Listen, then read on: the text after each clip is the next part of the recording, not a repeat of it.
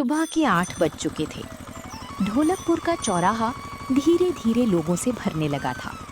दूध वाले, किसान, मजदूर और स्कूल जाने वाले बच्चे अपने अपने रास्ते पर थे।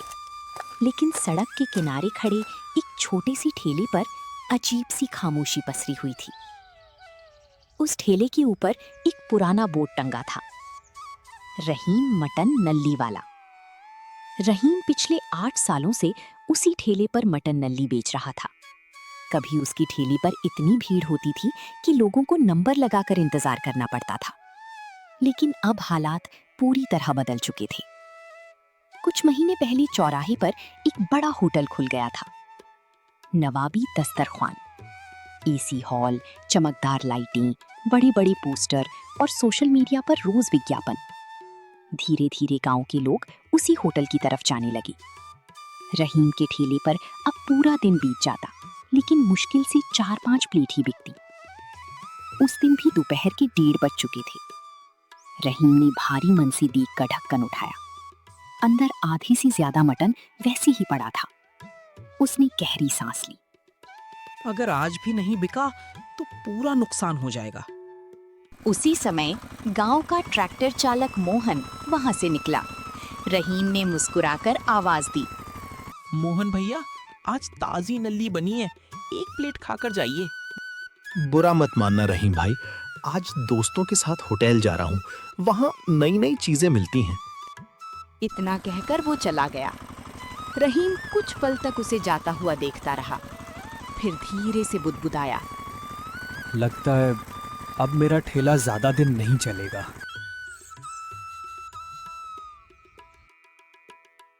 शाम ढल गई। एक एक करके दुकानें बंद होने लगी। रहीम भी बचा हुआ खाना समेटने लगा। तभी लगभग 70 साल का एक दुबला पतला बुजुर्ग उसके ठेले के सामने आकर रुक गया। उसकी आंखों में भूख साफ दिखाई दे रही थी। वो धीरे से बोला, बेटा, मेरा नाम यूसुफ चाचा है। मैं शहर के एक पुराने होटल में बावर्ची था। होटल बंद हो गया और मेरे पास काम भी नहीं बचा। सुबह से कुछ नहीं खाया। अगर 2 रोटी मिल जाए तो अल्लाह तुम्हें खुश रखे। रहीम ने बिना एक पल गवाए देग से एक बड़ी प्लेट भरी। चाचा, पहले खाना खाइए। यूसुफ चाचा ने पहला निवाला खाया, फिर दूसरा। उनकी आंखें नम हो गईं। बेटा, इतने दिनों बाद इतना स्वादिष्ट खाना खाया है। स्वाद तो है चाचा, लेकिन अब ग्राहक नहीं है। यूसुफ चाचा ने पूरा ठेला देखा, फिर बोले, अगर मैं कहूं कि यही ठेला 1 महीने के अंदर पूरे जिले में मशहूर हो सकता है तो? रहीम हल्का सा हंस पड़ा। चाचा, मजाक मत कीजिए। मैं मजाक नहीं कर रहा। फिर कैसे? यूसुफ चाचा थोड़ा पास आए। कल से बोर्ड बदल देना। क्या लिखूं? 30 रुपए में अनलिमिटेड मटन नल्ली। रहीम के हाथ से चम्मच गिर गया। क्या? चाचा, मटन कोई खिचड़ी नहीं है। लोग 10-10 प्लेट खा गए तो मैं बर्बाद हो जाऊंगा। तुम्हें नुकसान नहीं होगा, लेकिन एक शर्त है। क्या? आज से खाना मैं बनाऊंगा। रहीम कुछ देर सोचता रहा। उसके पास खोने के लिए बचा ही क्या था। उसने हामी भर दी।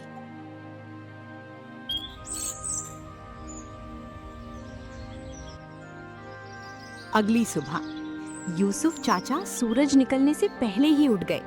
उन्होंने पूरे ठेले की सफाई की, पुराने बर्तनों को चमकाया, फिर अपनी पोटली से कुछ सूखे मसाले निकाले।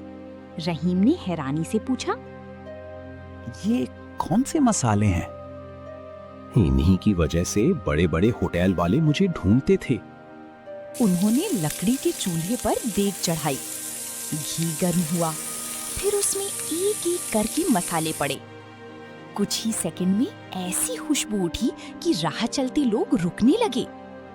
एक बुजुर्ग ने पूछा, भाई, क्या बन रहा है? रहीम ने पहली बार आत्मविश्वास से जवाब दिया, ₹30 में अनलिमिटेड मटन नल्ली। ये सुनते ही वहां खड़े लोग एक दूसरे का चेहरा देखने लगे। सच में? हाँ, जितना खाओ सिर्फ ₹30। सबसे पहले 3 मजदूर बैठ गए। यूसुफ चाचा ने गर्मा गर्म नल्ली परोसी। पहला निवाला खाते ही तीनों एक दूसरे को देखने लगे। एक मजदूर बोला, अरे, ऐसा स्वाद तो हमने कभी नहीं खाया। दूसरे ने तुरंत आवाज लगाई। भैया, एक प्लेट और देना। तीसरी ने जेब से मोबाइल निकाला। उसने नल्ली की फोटो खींची और अपने दोस्तों को भेज दी। जल्दी आओ, यहाँ सिर्फ ₹30 में जितनी चाहो उतनी नल्ली मिल रही है। बस यहीं से खेल बदल गया। 1 घंटे के अंदर 10 ग्राहक आए, फिर 20, फिर 40। दोपहर तक ठेले के सामने लंबी लाइन लग चुकी थी। रहीम की आंखों में यकीन ही नहीं हो रहा था।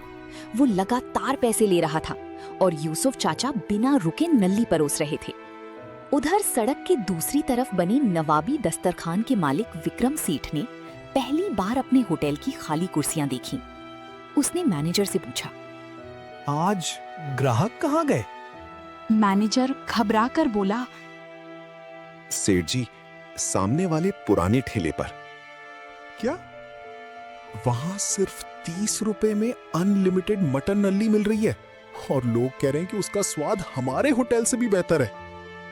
विक्रम सेठ ने गुस्से में मेज पर हाथ मारा। एक ठेला मेरे होटल को टक्कर देगा? उसने जब बाहर आकर दूर से देखा तो सामने रहीम के ठेले पर लगी भीड़ देखकर उसके चेहरे का रंग उड़ चुका था। रहीम के ठेले पर लगी भीड़ हर दिन बढ़ती जा रही थी। अब हालत ये थी कि सुबह दुकान खुलने से पहले ही लोग लाइन लगाकर खड़े हो जाते थे। कोई किसान खेत जाने से पहले नाली खाता, कोई मजदूर काम पर जाने से पहले, तो कोई सिर्फ यूसुफ चाचा के हाथ का स्वाद चखने दूर दूर से आता। 1 महीने के अंदर रहीम का छोटा सा ठेला पूरे इलाके में मशहूर हो गया। रोज की कमाई पहले से कई गुना बढ़ चुकी थी। अब रहीम ने नए बर्तन खरीद लिए थे, ठेले पर नई लाइटें लगवा दी थी, घर की हालत भी सुधरने लगी थी। लेकिन जैसी जैसी पैसे बढ़ रहे थे, वैसी वैसी रहीम के अंदर लालच भी बढ़ने लगा। एक रात दुकान बंद होने के बाद वो नोटों की गड्डियां गिन रहा था। तभी उसके दोस्त शकील ने हंसते हुए कहा, वाह रहीम, तेरी तो किस्मत बदल गई। लेकिन असली कमाल तो उस बूढ़े बावर्ची का है। बस यही बात रहीम के दिल में चुभ गई। उसने मन ही मन सोचा, दुकान मेरी, ठेला मेरा, पैसे मेरे, फिर लोग नाम उस बूढ़े का क्यों लेते हैं?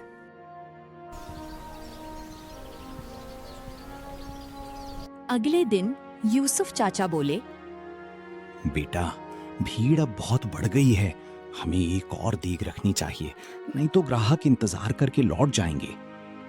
रहीम ने पहली बार रूखे स्वर में कहा। चाचा, मुझे पता है दुकान कैसे चलानी है। यूसुफ चाचा चुप हो गए। उन्हें समझ आ गया था कि रहीम बदल चुका है। उस शनिवार रात रिकॉर्ड बिक्री हुई। आखिरी ग्राहक के जाने के बाद यूसुफ चाचा मुस्कुराकर बोले, अल्लाह का शुक्र है बेटा, आज बहुत बरकत हुई। कल मैं शहर से ताजे मसाले ले आता हूँ। रहीम ने ठंडी आवाज में कहा, अब उसकी जरूरत नहीं है। क्यों? क्योंकि आज से तुम्हारी नौकरी खत्म। यूसुफ चाचा सन्न रह गए। मैंने क्या गलती की? कोई गलती नहीं, लेकिन अब मैं खुद नल्ली बना सकता हूँ। मुझे तुम्हारी जरूरत नहीं है। यूसुफ चाचा की आंखें भर आईं। बेटा, खाना सिर्फ मसालों से नहीं, नियत से भी बनता है। रहीम हंस पड़ा। ये बातें अब किसी और को सुनाना। उसने उनकी तनख्वाह उनके हाथ में रख दी। यूसुफ चाचा ने पैसे लिए, रहीम को आखिरी बार देखा और बिना कुछ कहे वहां से चले गए।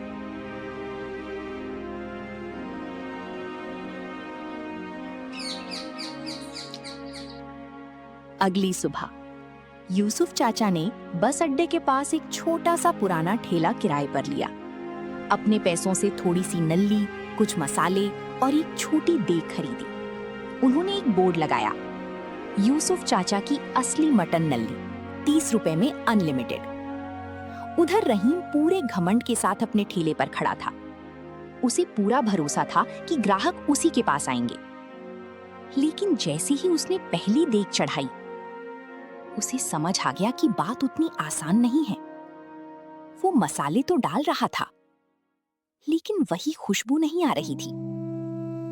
उधर यूसुफ चाचा ने जैसे ही अपनी देग में तड़का लगाया, पूरे चौराहे पर लाजवाब खुशबू फैल गई। लोग एक दूसरे से पूछने लगे, ये खुशबू कहां से आ रही है?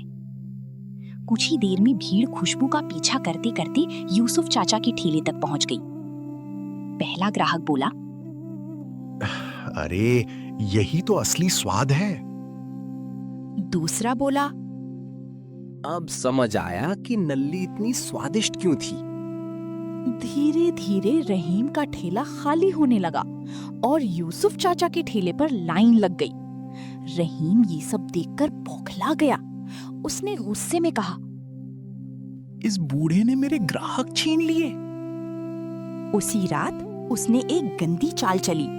जब यूसुफ चाचा ग्राहकों को खाना परोस रहे थे, रहीम चुपके से पीछे गया और उनकी लाल चटनी में मुट्ठी भर नमक और कड़वा तेल मिला दिया। वो मुस्कुराया, अब कल कोई तुम्हारी नल्ली नहीं खाएगा। लेकिन उसे ये नहीं पता था कि गांव के चौकीदार ने उसकी पूरी हरकत देख ली थी।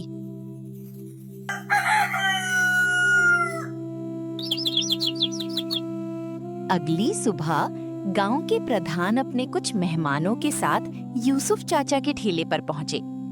जैसे ही चटनी परोसी जाने लगी, चौकीदार दौड़ता हुआ आया। रुकिए, इस चटनी में किसी ने मिलावट की है। प्रधान ने तुरंत चटनी की जांच करवाई। सच सामने आ गया। सभी की नजर रहीम पर टिक गई। चौकीदार बोला, मैंने अपनी आंखों से इसे रात में चटनी में कुछ मिलाते देखा था। रहीम के चेहरे का रंग उड़ गया। वो कुछ बोल ही नहीं पाया। प्रधान गुस्से से बोले, रहीम, पहले जिसने तुम्हें संभाला उसी के साथ धोखा किया और अब लोगों की जान से खेलने लगे। मेहनत से मुकाबला नहीं कर पाए तो मिलावट पर उतर आए। पूरे गांव के सामने रहीम शर्म से सिर झुकाकर खड़ा था। प्रधान ने फैसला सुनाया, आज से तुम्हारा ठेला 1 महीने के लिए बंद रहेगा और जब तक तुम गांव वालों से माफी नहीं मांगोगे, तुम्हें यहाँ व्यापार करने की अनुमति नहीं मिलेगी। रहीम की आंखों से आंसू बह निकले। वो सीधे यूसुफ चाचा के पैरों में गिर पड़ा। चाचा, मुझे माफ कर दीजिए। लालच ने मेरी आंखों पर पर्दा डाल दिया था। यूसुफ चाचा ने उसे उठाया। गलती करने वाला बुरा नहीं होता बेटा, गलती मानने वाला बड़ा इंसान होता है। लेकिन याद रखना, किसी भी खाने का असली स्वाद मसालों में नहीं, ईमानदारी में होता है। कुछ महीनों बाद प्रधान की मदद से यूसुफ चाचा ने उसी जगह एक छोटा सा रेस्टोरेंट खोल लिया। उसका नाम रखा गया यूसुफ नल्ली हाउस। रहीम ने भी दोबारा अपना ठेला शुरू किया, लेकिन इस बार उसने घमंड नहीं बल्कि ईमानदारी और मेहनत को अपना साथी बनाया। दोनों की दुकानें चलने लगीं और गांव के लोग हमेशा एक बात याद रखते थे, दूसरों की मेहनत पर कब्जा करके मिली सफलता ज्यादा दिन नहीं टिकती। असली जीत उसी की होती है जो ईमानदारी, हुनर और इंसानियत का साथ कभी नहीं छोड़ता।